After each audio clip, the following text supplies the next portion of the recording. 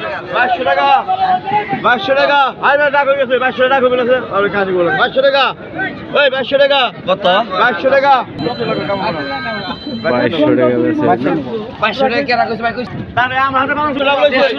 দেখেন এই মাছ কিন্তু আবারও ডাক হচ্ছে, মাছ কিন্তু বিক্রি হয় নাই। আপনারা